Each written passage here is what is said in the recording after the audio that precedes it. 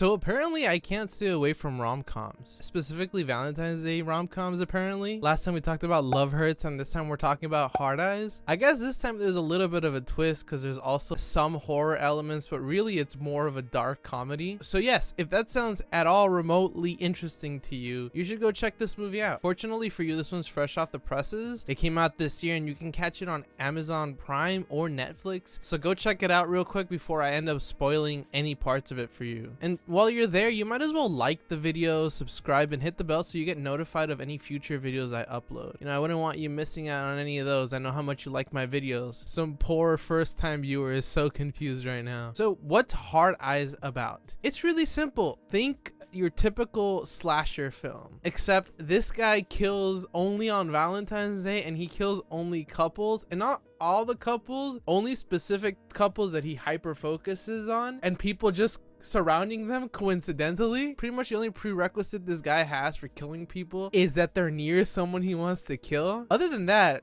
I guess it's all free reign. Well, I'm sure the killer has their own reasons, but it just seems like a whole bunch of baloney to me. Okay, synopsis out of the way. This is really where I'm gonna start spoiling things for you. So just spoiler warning. Okay, I don't want to hear it in the comments. Oh, Subtle, you fucking spoiled the movie for me. I'm fucking warning you right now. So please, I don't want to hear it, okay? So this movie follows Jay Simmons and Ally McCabe. They're played by Mason Gooding and Olivia Holt. Honestly, their performance together pisses me off. Not necessarily because it's bad, but at least the way that the movie presents them, they just seem too perfect for each other, and it kind of pisses me off. You know when you see someone and you're like, damn, I kind of wish I had that, but since I don't, I want it to burn. No one can have it, only me. I mean, I guess it's fine. This Ally girl, dude, I don't know how she does it. She finds the perfect partner for herself. I mean, granted, she almost fucks it over for herself continuously. I mean, dude, she doesn't deserve Jay. Jay gave her way too many chances, but also she has a really good best friend. Shout out to Monica, who unfortunately is not in the movie as much as I wish she was. I mean,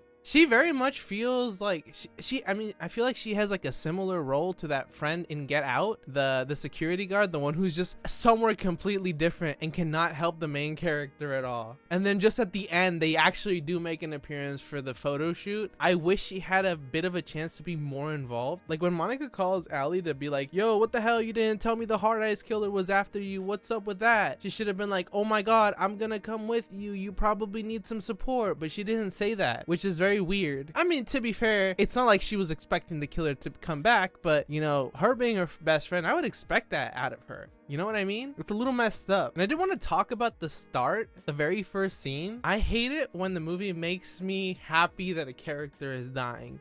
Because golly gee williker, the couple at the intro are just fucking unbearable. We're talking your typical influencer couple. Dude, even the whole proposal is staged. I just really feel bad for their cameraman. You know, homie was just there trying to collect a paycheck.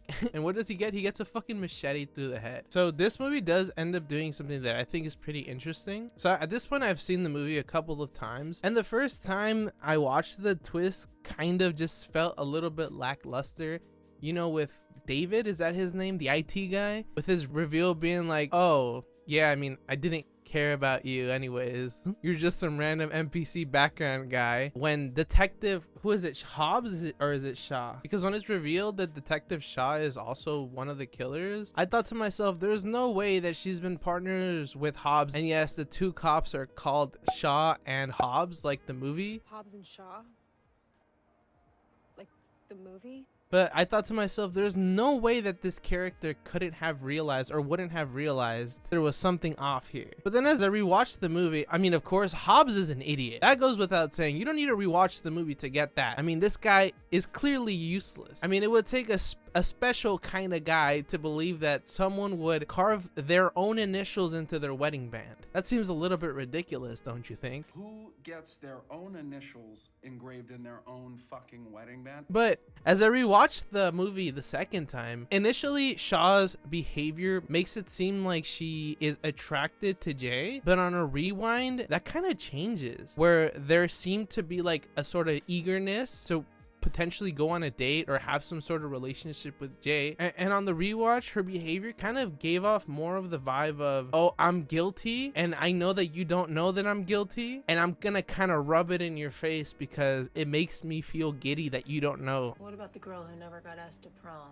The love-scorned woman who got cheated on one too many times and just snapped. That's kind of like the vibe that I got. Honestly, I would say she's probably my favorite of the killers. I mean, David is in like 2 scenes. I could not have cared less about this guy. Some random nobody I've never seen. Oh no, he betrayed us. How could we have ever foreseen this? And then the third killer, the one that first dies. I mean, even the killers themselves didn't seem to care about him. So what am I supposed to feel? I do want to give a shout out to Final Destination guy and sister of Dominic Toretto. They did a really good job in this movie. They did a really good job playing Hobbs and Shaw. I think the whole arc surrounding the cops is probably one of the better parts of this movie. I did have a question though. So at the end of the movie skips a year.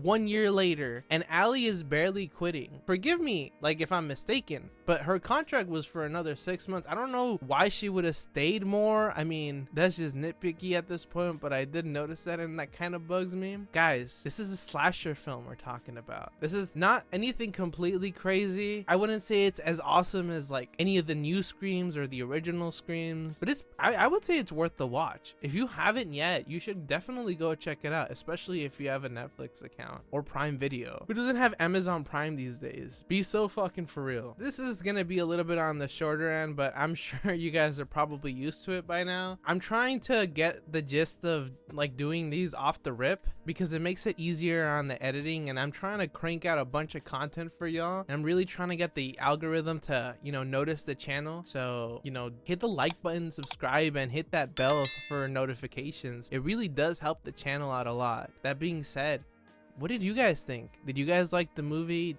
Do you guys like horror movies or slashers, rom-coms? Is there any movie you guys are interested in hearing me talk about? Let me know down in the comments. Thanks for staying up until this point. As always, this has been Subtly Artistic. Peace out.